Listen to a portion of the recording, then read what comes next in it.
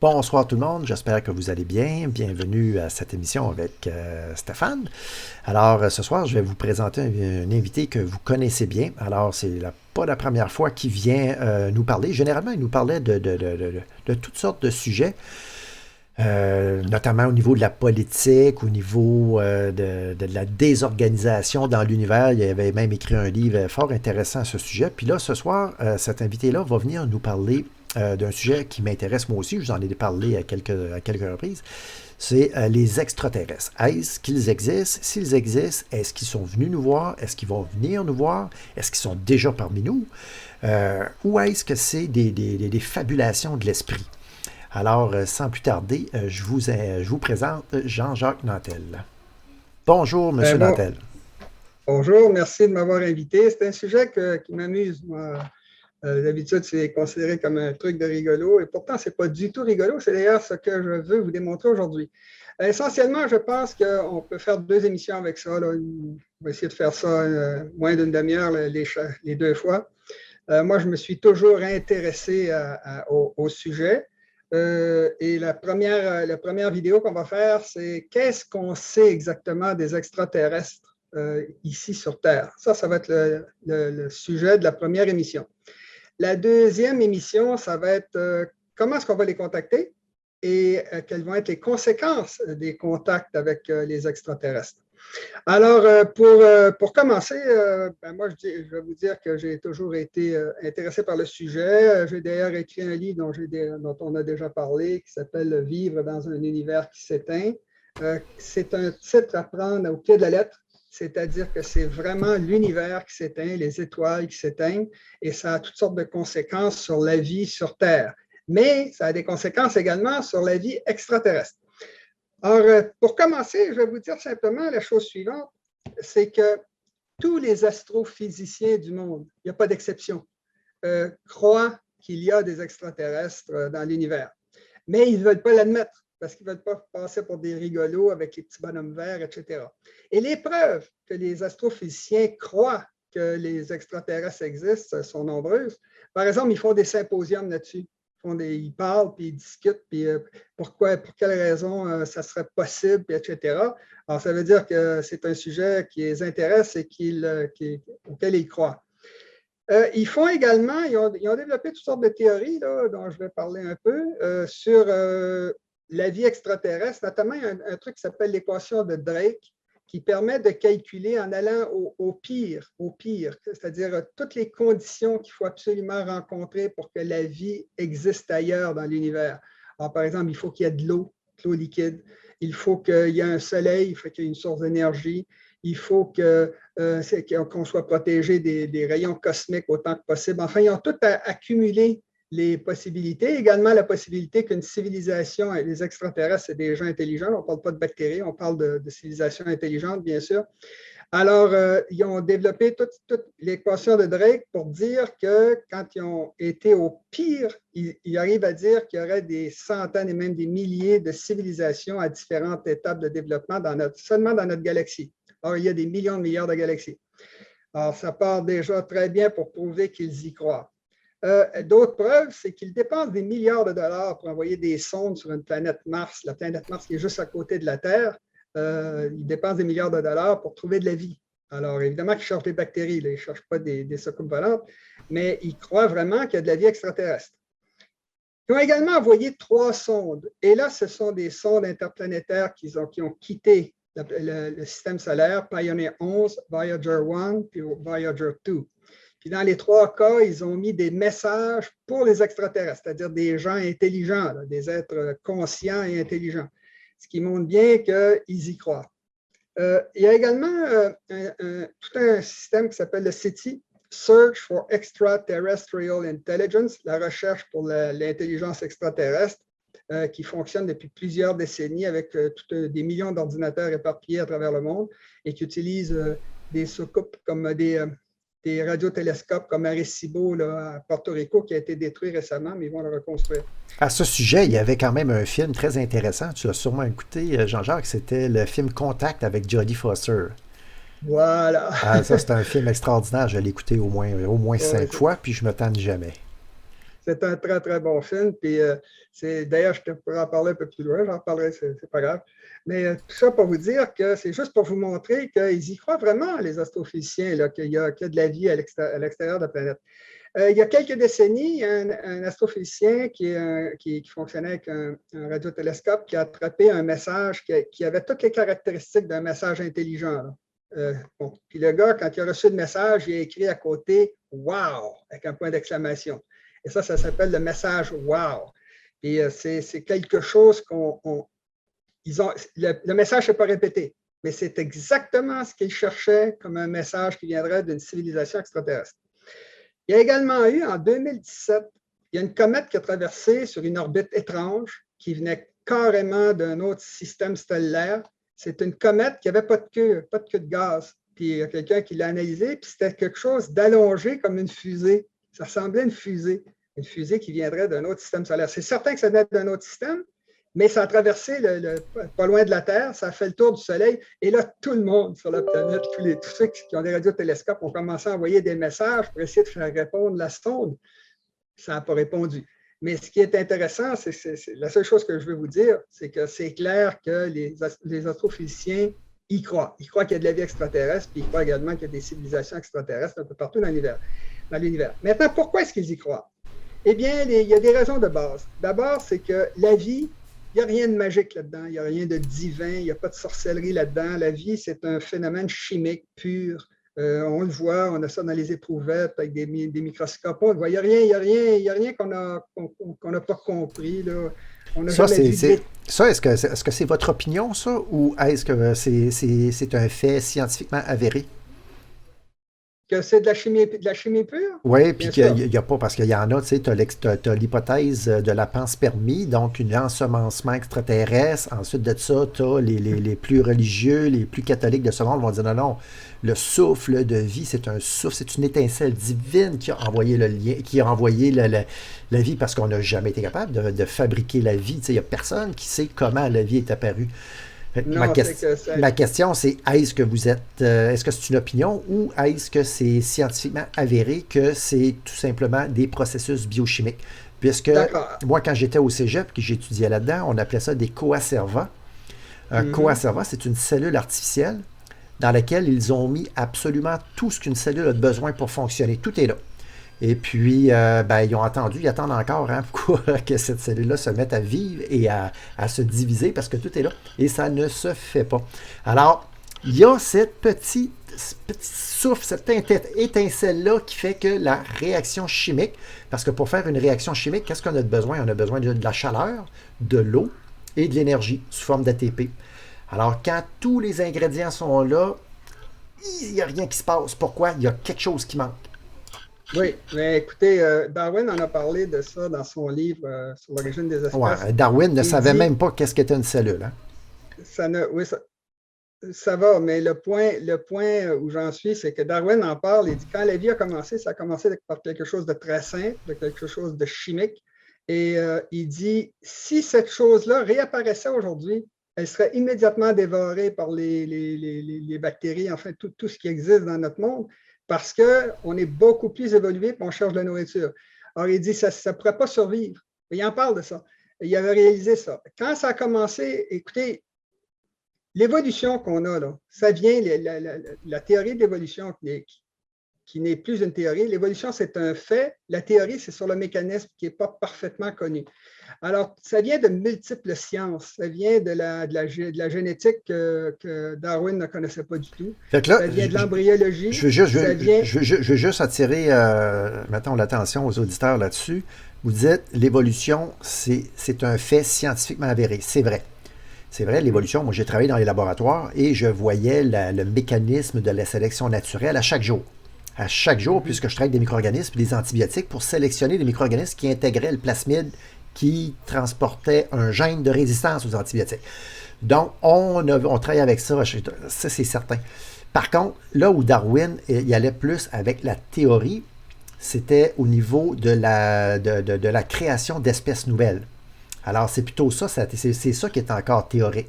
Sélection naturelle. La sélection naturelle, c'est le principe. En passant, la sélection naturelle, Darwin, dans son livre, il en parle, il dit la sélection naturelle, c'est quelque chose qui est évident. Là, on le voit en passant, on le voit avec le COVID-19. Les variants, là, Absolument, c'est un très bel exemple. C'est un très bel exemple. Puis avec la grippe, enfin, c'est partout. Ce que je veux dire, c'est que la théorie de l'évolution, quand ça a sorti, Darwin a pris 20-25 ans avant d'écrire son livre parce qu'il savait qu'il se ferait bombarder. Là. Surtout par les religieux, hein? Par les religieux. Puis Enfin, il y avait une grosse opposition de l'Église catholique sur... surtout protestante, parce qu'il est en Angleterre. Ouais. Mais le point c'est que le Darwin, quand il a sorti sa théorie, c'était basé déjà sur une foule de sciences, la sédimentologie, l'embryologie. En parle, l'embryologie, c'est que c'est pas une théorie, c'est un fait, mais enfin, c'est une conclusion. On dit que les embryons en se développant passent par plusieurs des stades au travers lesquels leurs ancêtres ont passé. Par Absolument. exemple, les êtres humains, à un moment donné, on a des branchies après une semaine ou deux. Là. Ensuite, on a une queue comme les lézards, nos ancêtres reptiliens. Ensuite, on devient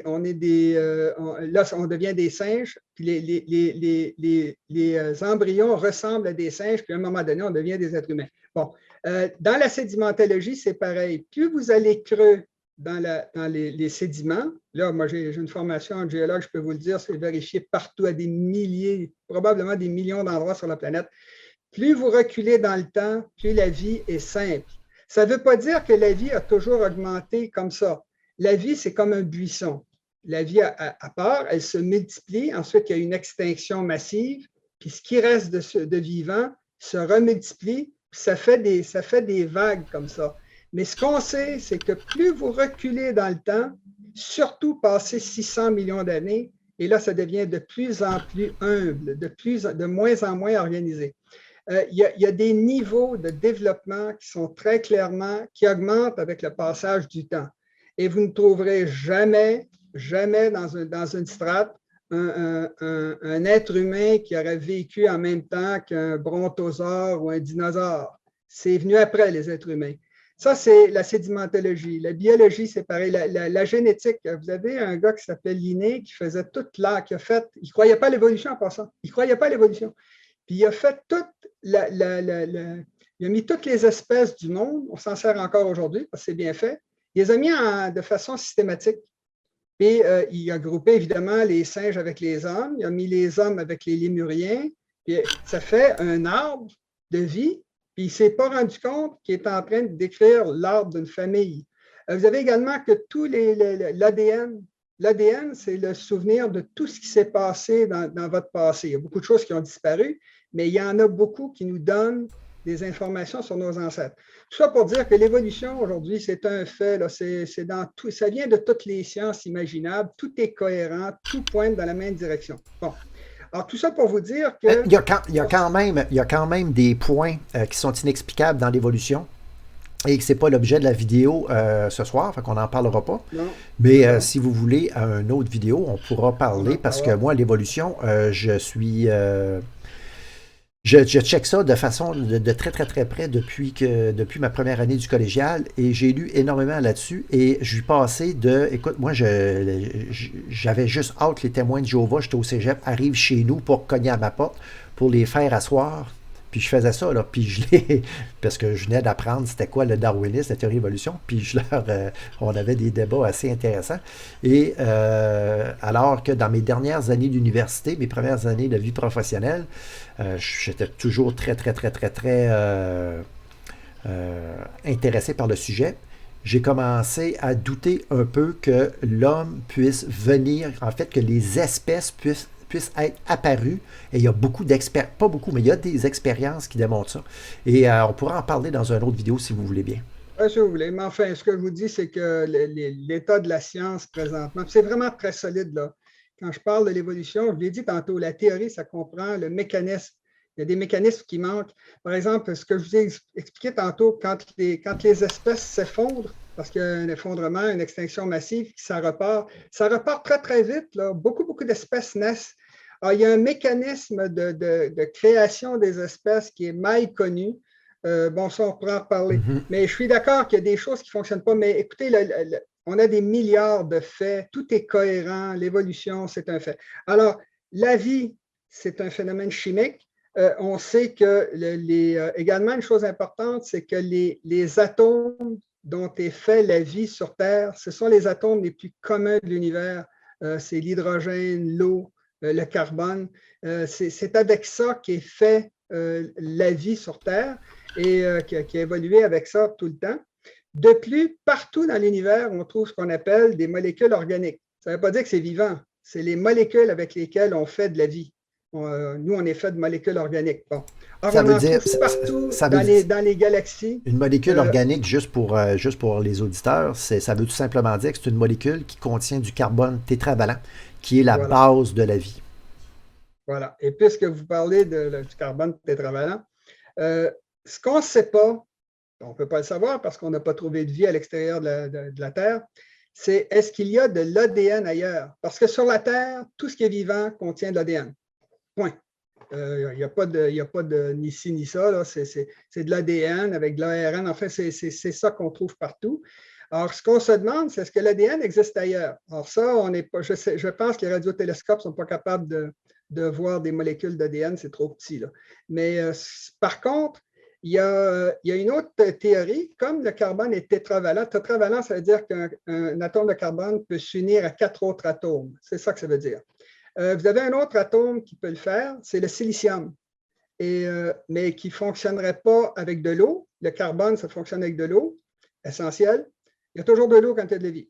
Il y a deux choses qu'il y a quand il y a de la vie, il y a de l'eau et de l'énergie.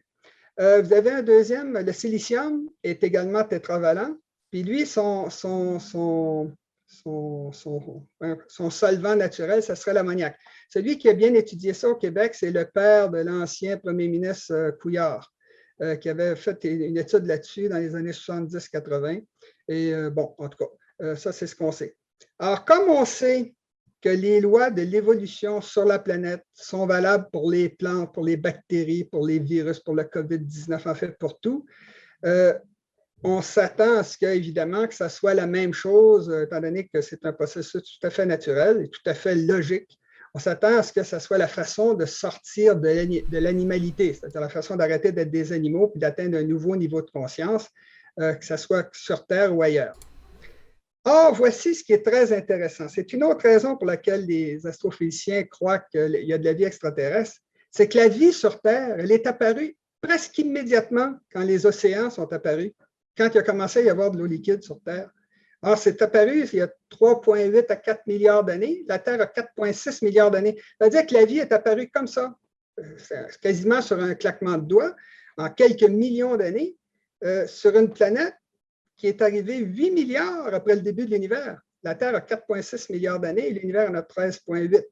Alors, ça veut dire que pendant 8 milliards d'années ailleurs dans l'univers, la vie aurait pu apparaître aussi rapidement. Si elle est apparue en quelques millions d'années sur Terre, quelques dizaines de millions d'années sur Terre, elle a pu apparaître d'autant plus sur 8 milliards d'années qui a précédé. Et un autre fait, c'est que la vie, c'est extrêmement infectieux.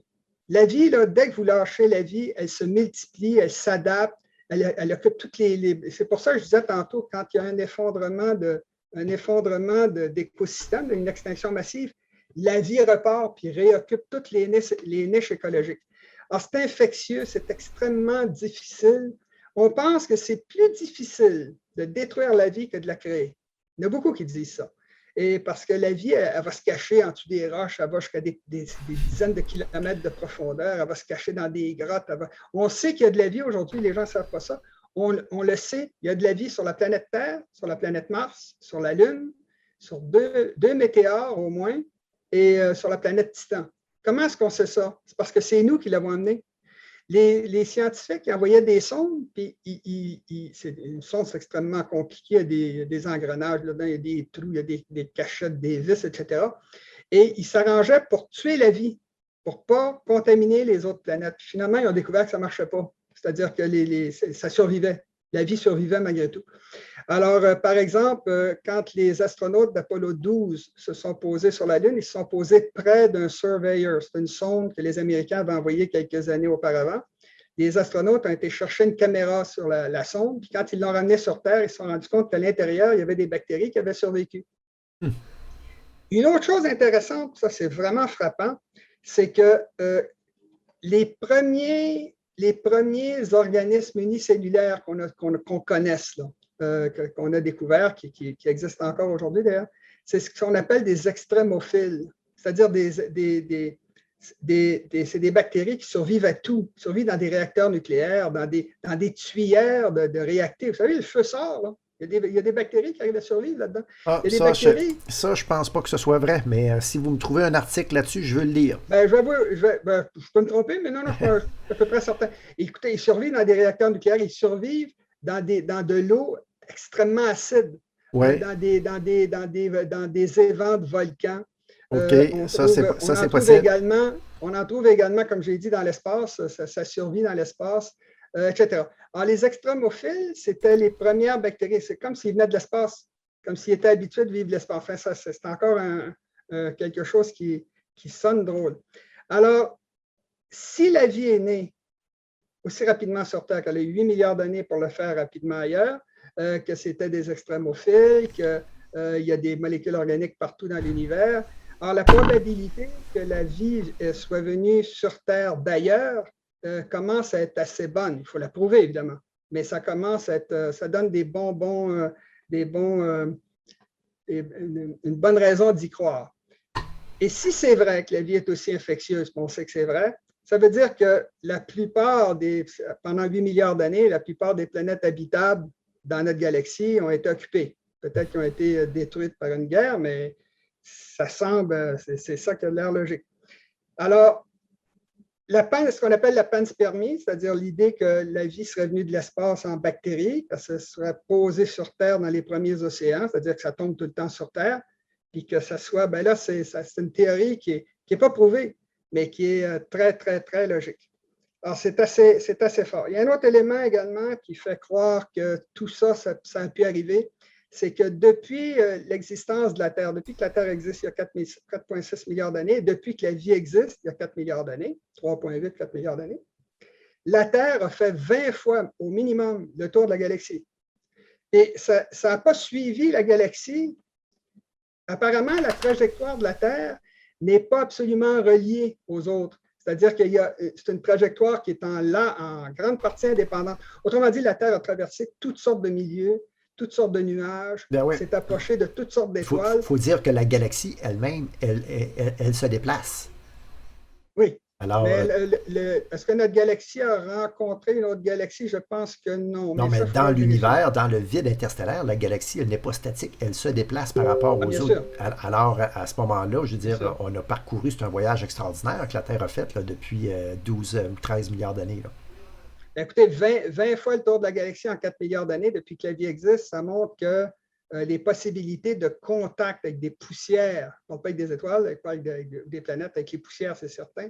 Il y a même des théories qui veulent que il y aurait un cycle pour les extinctions de masse, mais ça, ce n'est pas prouvé, là, mais ça serait quand on passera à travers certains nuages de poussière. Enfin, mais il y a plusieurs choses qui nous font dire que la vie, c'est beaucoup plus commun dans l'univers qu'on le pense. Et les astrophysiciens la cherchent sur Mars, enfin, ce que je vous ai dit tantôt. Là. Donc, c'est la preuve qu'ils y croient tous. Ils attendent de pouvoir le prouver.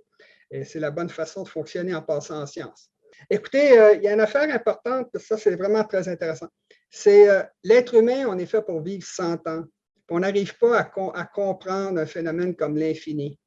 L'infini, pour les êtres humains, c'est devenu comme une espèce de poubelle philosophique, c'est-à-dire que c'est tout ce qu'il y a au lieu de, quand on sera à un point très, très éloigné, il y a encore d'infini. Ça C'est permet de rendre devenu, les équations mathématiques plausibles. si on veut, oui, effectivement, ils s'en servent pour ça. Mais le point, c'est que les êtres humains, il n'y en a pas beaucoup qui ont pris ce que j'appelle la mesure de l'éternité. Bouddha l'a fait. Bouddha, écoutez ça parce que c'est intéressant.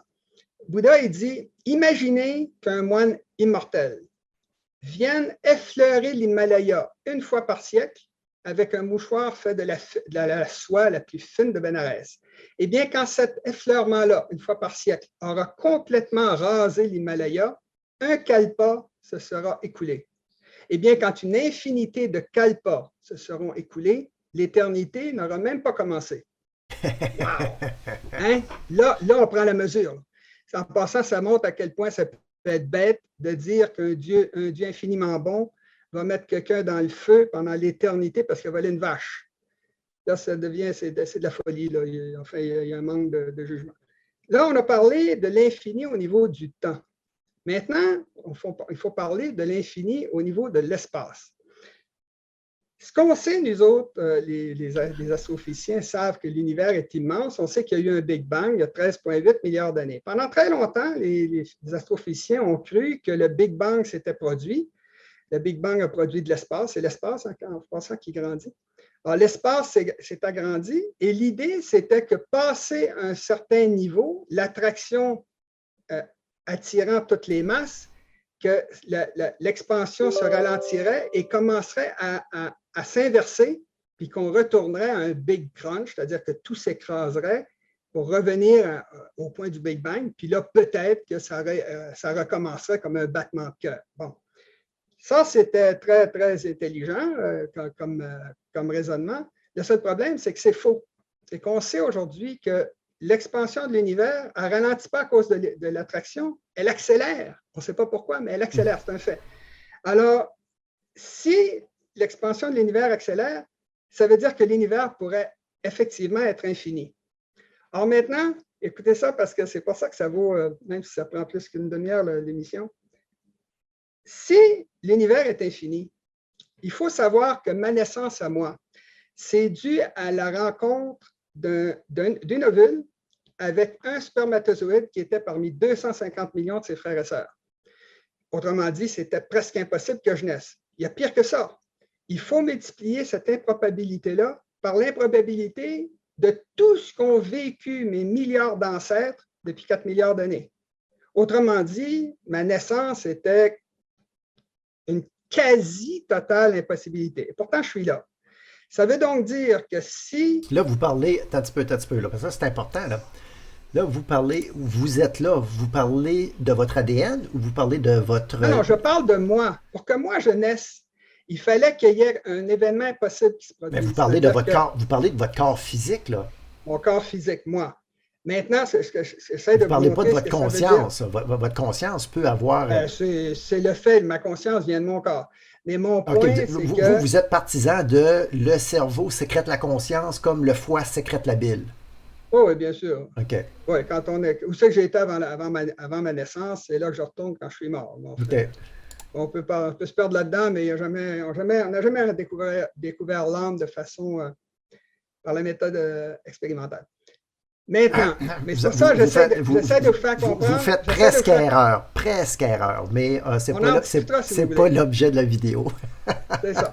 Non, mais c'est parce que c'est intéressant ce que je suis en train d'expliquer. J'essaie de montrer aux gens que ce que ça veut dire l'infini. C'est qu'on n'est pas habitué à ça. On ne pense pas comme ça, les êtres humains. C'est pour ça que ça vaut le temps de prendre plus de temps pour l'émission. En fait, l'infini, c'est inimaginable. Je ne pense pas que notre cerveau est capable d'appréhender qu'est-ce que ça signifie l'infini. L'infiniment grand puis l'infiniment petit, ça dépasse la conception de notre cerveau. C'est ce que j'ai dit au début, les êtres humains sont faits pour vivre 100 ans sur une planète qui est très, très petite. Maintenant, ce que j'essaie de vous faire comprendre, c'est justement de faire prendre la mesure de l'infini dans l'espace. C'est que la chose suivante, c'est que moi, le fait que j'existe, c'est dû à une quasi-impossibilité, 1 sur 250 millions de spermatozoïdes. Puis il faut multiplier cette infime improbabilité par toutes les improbabilités qu'ont vécu mes ancêtres, des milliards d'ancêtres pendant 4 milliards d'années. Autrement dit, c'est quelque chose de totalement impossible, moins 1. OK? Parce que je suis là. Si l'univers est vraiment infini, il est vraiment infini. Alors, vous n'avez rien qu'à aller assez loin pour que la même improbabilité se reproduise une deuxième fois. Autrement dit, si l'univers est infini, il est inévitable que quelque part, il y a un deuxième Jean-Jacques Nantel qui est en train de dire ce que je suis en train de dire, parce que c'est infini. Et si vous jetez encore plus d'infini dans la balance, vous pouvez prouver qu'il y a une infinité de Jean-Jacques Nantel qui est en train de vous parler présentement dans cette vidéo. Bon, ça, c'est pour prendre une idée de ce que ça veut dire un univers infini. Si vous avez un univers infini, après tout ce qu'on a dit sur les probabilités que la vie existe dans l'univers, bien là, autrement dit, là, vous dites, bien là, forcément que la vie existe ailleurs dans l'univers. C'est une autre preuve par l'absurde que la vie doit exister ailleurs. Alors ça, j'ai dit ça. OK. Carl Sagan, il disait, si on a tout cet univers, il y a quelque chose d'intéressant aussi. Tout ça, je vous dis, j'ai des choses intéressantes à dire aux gens. On sait que dans l'univers observable, c'est-à-dire 13,8 milliards d'années, c'est ça qu'on peut voir parce que c'est là qu'a commencé le Big Bang. Mais après, ça se continue, l'univers. Après, ça se continue. Si on va jusqu'à 13,8 milliards d'années, il y a autant d'étoiles dans cette portion d'univers-là qu'il y a de grains de sable sur toutes les plages du monde entier. Si vous êtes promené sur une plage qui fait plusieurs kilomètres, un jour, là, vous réalisez à quel point il y a des étoiles. Il y en a des quantités folles. Et à un moment donné, les scientifiques ont dit il y a un petit coin dans l'espace, il y a un petit coin noir dans l'espace quand ils mettent leur télescope. C'est complètement noir. Fait qu'ils ont pris le télescope Hubble, puis ils l'ont focalisé sur ce petit point-là. Ça a duré pendant des mois pour prendre une photographie de ce petit coin d'espace où il n'y avait rien. Ils ont découvert des dizaines de milliers de galaxies qui étaient encore plus loin. Alors, Carl Sagan, il disait, s'il n'y a pas d'extraterrestres dans cet univers aussi immense, c'est un beau gaspillage d'espace. Exactement. Ça, c'est une citation du film Le Contact de Jodie Foster. Voilà. Alors maintenant, on en arrive au paradoxe de Fermi. On vient de démontrer que la vie, c'est presque certain que ça existe. Enfin, c'est le bon sens. C'est l'hypothèse la plus raisonnable entre dire que ça existe ou ça n'existe pas. Bon. Alors maintenant, il y a le paradoxe de Fermi. Fermi, un jour, ils ont demandé, il parlait des extraterrestres. Il dit oui, je suis d'accord, mais ils sont où les extraterrestres? On se fait qu'ils ne sont pas ici. Ils seraient rendus. Depuis 13 milliards d'années, ils seraient rendus ici. Ça s'appelle le paradoxe de Fermi. Maintenant, il faut l'expliquer, ce paradoxe-là. Maintenant, quelles sont les preuves qu'on a sur Terre que les extraterrestres existent? Eh bien, on n'a pas grand-chose. Ce qu'on a, c'est toutes sortes d'affirmations, des gens qui nous disent que c'est des civilisations extraterrestres qui ont créé les pyramides d'Égypte ou le temple d'Angkor Wat au Cambodge ou les temples mayas. Et c'est très facile de prouver que c'est faux. Par exemple, dans ces trois cas-là, vous trouvez ce qu'on appelle des fausses voûtes. C'est-à-dire qu'ils n'avaient pas compris ce qu'ils faisaient quand ils construisaient un trou dans une pyramide. Ils mettaient des pierres comme ça, puis ils en mettaient une autre par-dessus, puis une autre comme ça, ce qui faisait que ça finissait par faire une espèce de trou. C'est gros en tabarouette ce que vous venez de dire là. Vous êtes en train de dire que des ingénieurs de 5, 6, 7 000 ans passés qui ont réussi à construire quelque chose qu'on ne sait pas encore comment on serait capable de faire avec la technologie d'aujourd'hui, vous êtes en train de dire qu'ils ne savaient pas ce qu'ils faisaient? Non, ils n'avaient pas compris ce qui se passait. Une fausse voûte, ça je vous dis, c'est que vous mettez une pierre, puis là, vous en mettez une autre comme ça, puis une autre comme ça, puis une autre comme ça. Puis vous faites la même chose de l'autre côté. Ce qui fait que vous vous retrouvez avec un trou. Vous le voyez dans le grand corridor, dans la pyramide de pierre. Bon. Ce qu'ils n'ont pas compris, les Égyptiens, c'est que c'est le phénomène de la voûte. Quand vous faites une voûte, vous prenez des pierres qui sont faites comme ça, qui sont moins larges en bas qu'en haut, puis vous les mettez en rayon comme ça. Ce qui fait que toute la pression sur le dessus de votre voûte se reporte sur les côtés. C'est le principe de la voûte, c'est le principe de l'arc. Les Égyptiens ne l'avaient pas compris, les constructeurs d'Angkor Wat ne l'avaient pas compris, puis les constructeurs des temples mayas non plus. Et c'est certain que des extraterrestres qui ont des millions d'années d'avance sur nous l'ont compris, puisque nous, on l'a compris. Puis quand on a compris ce système de voûte-là, notamment en Europe, on a pu faire d'immenses cathédrales. C'est de la dentelle de pierre, parce que ce qu'on faisait, c'est qu'on se servait de ce phénomène-là, de reporter les poussées vers le sol avec des arcs-boutants, etc. Mais ce que je veux dire, c'est que c'est toujours assez facile de démontrer que ce n'est pas possible qu'une civilisation avancée n'ait pas compris le principe de la voûte. Bon. Vous avez également les gens qui disent que les dessins de Nazca au Pérou, c'est des lignes qu'on trouve dans le paysage. Ah, ben c'est des extraterrestres qui ont fait ça parce qu'il fallait être à 50 km dans les airs pour le voir. C'est mal fait, les lignes sont mal faites. Moi-même, je me suis amusé une fois à faire un dessin de moi-même. J'ai pris tout le temps que ça me prenait au cégep. Puis j'ai réussi à faire quelque chose de ressemblant. Puis si j'avais réussi à faire cette toile-là, puis je l'avais découpée en triangle, pas en triangle, en rectangle, j'aurais pu, sur un terrain très vaste, dire aux gens, vous allez faire 100 petits rectangles, puis là, ben, tu fais ta ligne là, puis ça aurait fini par ressembler à moi. Très bien, vu de l'espace. Non, sont mal faites les lignes. Les oiseaux sont faits avec les ailes sont croches, tout ça. C'est clair que c'est un truc fait par des primitifs qui ne savaient pas ce qu'ils faisaient, qui faisaient ça à peu près. Mais c'est évidemment que quelqu'un qui a des lasers, qui a des ordinateurs, qui a des soucoupes volantes pour voler dans les airs, n'a pas fait les dessins de Nazca. Ils auraient fait parfaitement. On aurait reconnu un individu. En tout cas, ce que je veux dire, c'est que tous les trucs qui nous ont sortis, comme Thor Heyerdahl, il a prouvé à l'île de Pâques que c'était possible avec les habitants de l'île de Pâques de transporter un moai d'un bout à l'autre de l'île avec les habitants qu'il y avait, alors que la population s'était effondrée. Il l'a fait, ça se fait. Fait que c'est à un moment donné, il ne faut pas se laisser emporter. Fait qu'on n'a pas de preuve de ce côté-là. On n'a rien. Il y a des choses qui sont surprenantes, mais c'est jamais très valable. Alors là, c'est là que je dois vous dire que vous devez absolument aller lire le rapport Cometa. Le rapport Cometa, c'est un rapport qui a été écrit par des militaires à la suite d'une demande du gouvernement français, à savoir si les observations de déplacement, les pans, étaient intelligents ou non. Et ils ont fabriqué un rapport, ils l'ont avec des témoignages, puis tout ça, puis c'est public, hein, vous pouvez télécharger ça, c'est vraiment intéressant.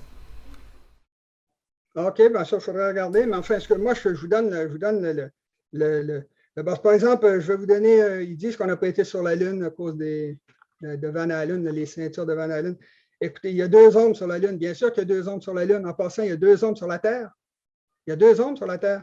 Si la Lune est debout en même temps que le Soleil, vous avez 2 ombres. Vérifiez, vous allez voir. C'est pareil. Quand vous êtes sur la Lune, vous avez 2 ombres. L'ombre qui vient de la Terre, puis l'ombre qui vient du Soleil. Bon.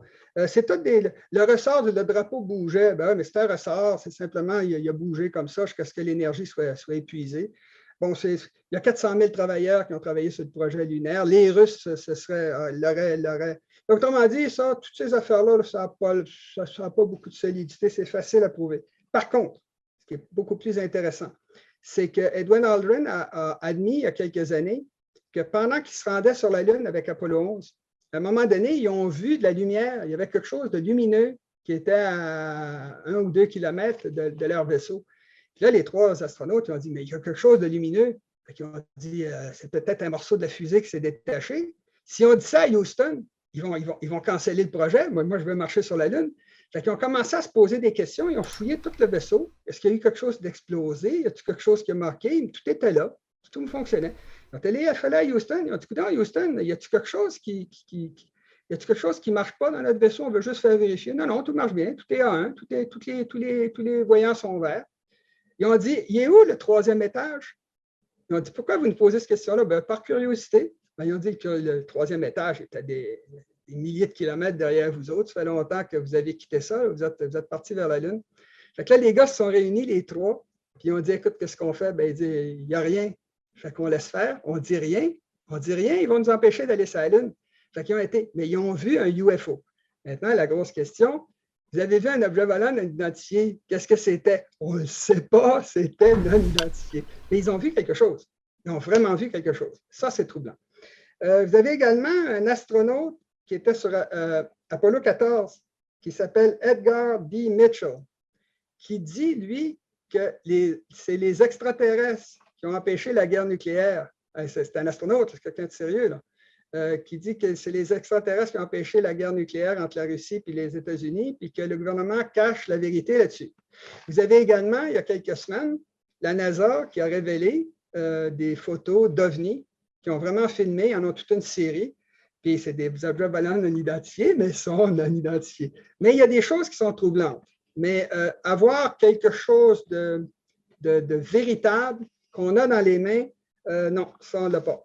Ben, le gouvernement français a entre les mains le rapport Cometa, comme je disais, et dans ce rapport-là, il y a des observations faites par au moins 2 avions de chasse, un observateur au sol et au moins peut-être dans certains cas, 2 radars où tu as un objet volant non identifié. Hein, non identifié, on ne sait pas ce qu'il y a là, mais qui vole mettons, dans une direction à 2000 km/h et fait un truc à 90 degrés, 2000 km/h, mais sans décélération. Alors, ce qui est impossible, tu sais. Qui est impossible avec notre technologie, parce qu'on aurait la face étampée dans le windshield, tu comprends? On serait écrasé, tu sais. Alors, je suis d'accord. Moi, alors la conclusion de ce rapport-là, et là, il y a 115 pages de rapport, là, c'est tout détaillé, c'est que, comme vous avez dit, la meilleure façon pour expliquer ce qu'on a vu, c'est qu'il existe une intelligence extraterrestre.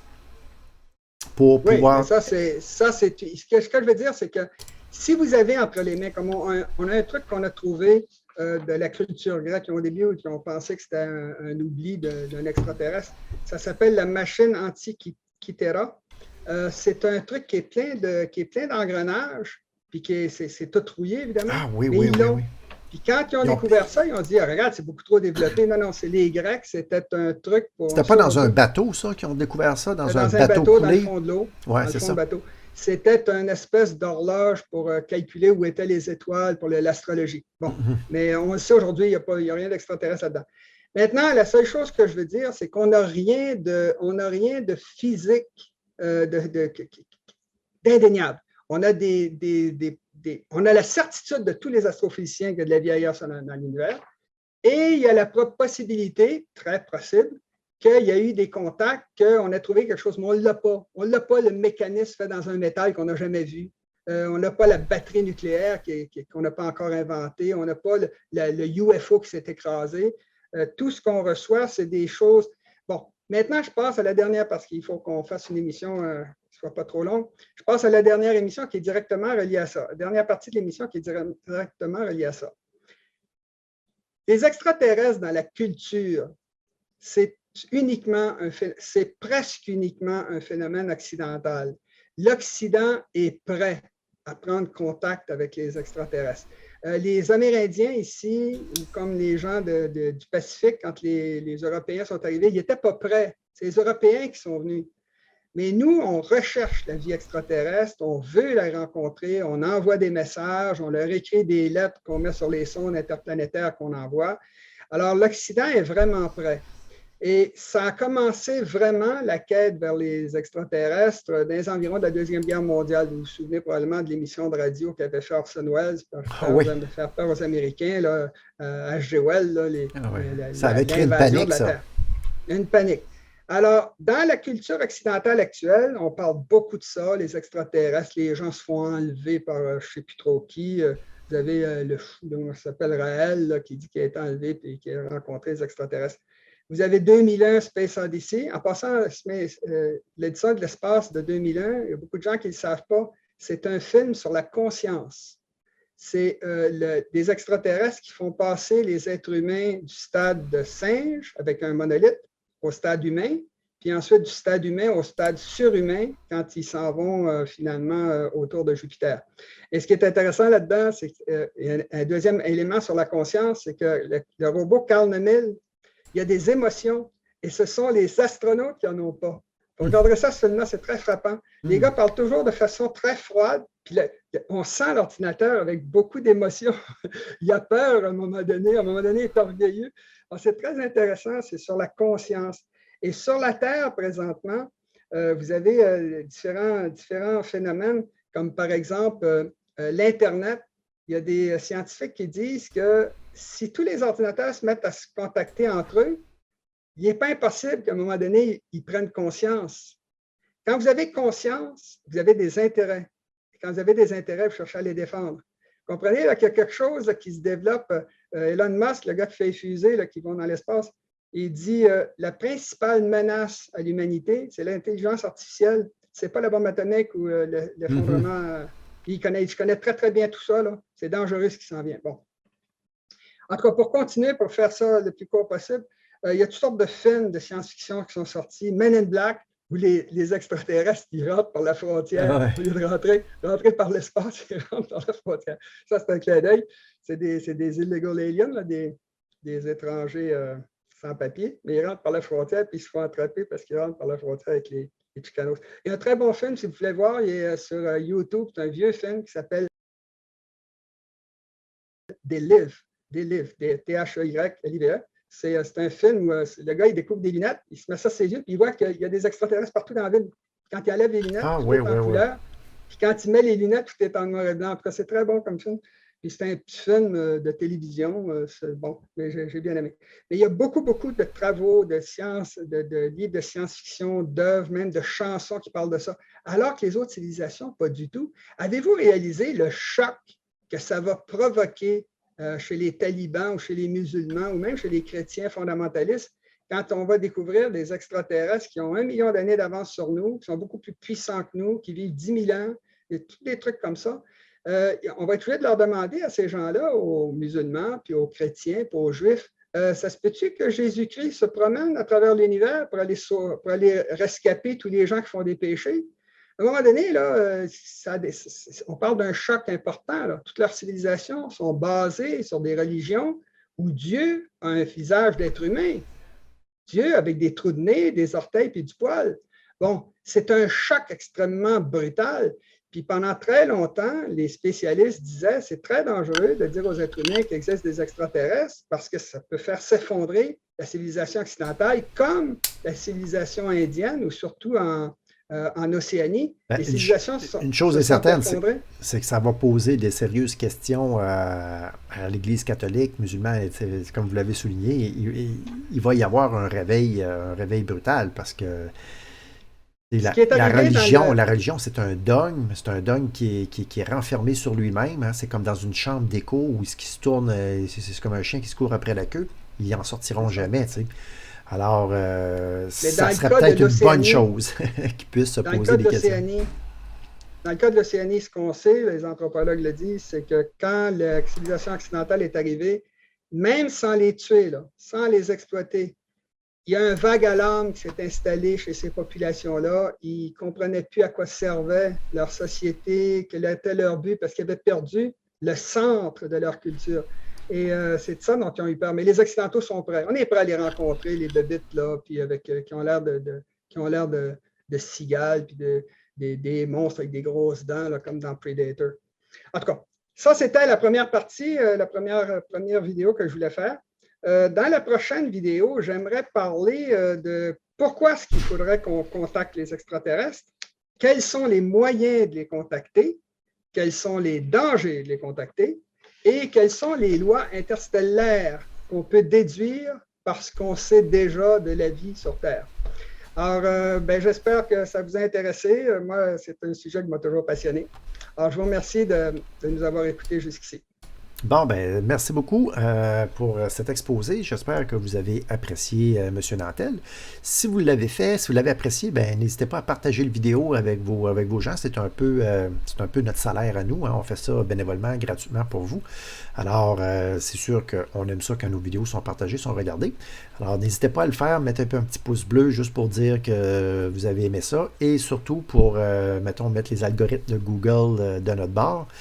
Allez juste écrire un petit commentaire, nous dire comment vous avez aimé la vidéo. Puis plus il y a de commentaires, plus la vidéo elle est présentée. Donc ça nous permet d'augmenter nos vues.